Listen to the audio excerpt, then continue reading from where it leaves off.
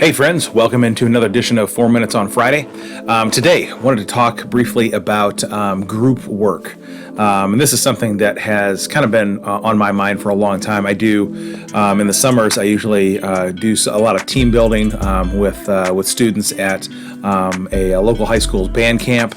And those sessions are always about leaning into the group and becoming a stronger, more tightly knit group. One of the things that I loved about athletics and still do love about sports is especially the team sports of the entire group all pulling in the same direction, working towards the same goal. So with that in mind, I thought I'd kind of distill a couple of principles that I believe are true, things that I've heard other people talk about as well.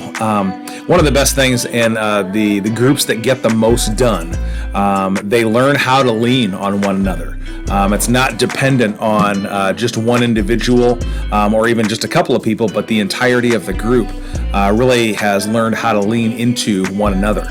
And that is significant in an individualistic society that makes up America as a whole.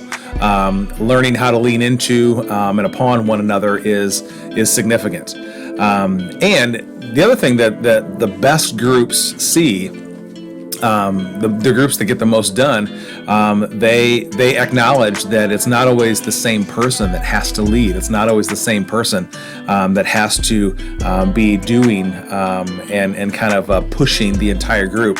That leadership can come through a number of people.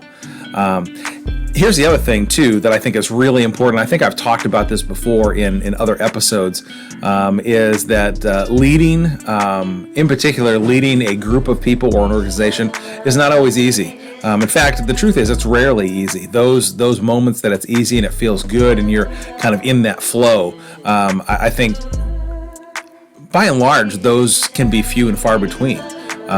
There can be a much greater sense of how difficult it is. So, and sometimes leading isn't about doing the big thing. It is about doing the small tasks that no one else really wants to do. The last thing I would say that groups that get the most done, they have at least three things in common. They trust, they know, and they believe. They trust one another. There is a trust that we are in this together, that you're not going to abandon the group, that you're in it. You're in it all the way, and you're not leaving. There's also a knowledge of one another. Groups that get the most done can't be strangers. They can't be disconnected from one another, having lives that kind of go in different or opposite directions. And they believe in one another. So if someone else steps up to take the lead, there is a belief that person is going to, they have the best interest of the group in mind, and that they're going to take the group to the next level, so to speak.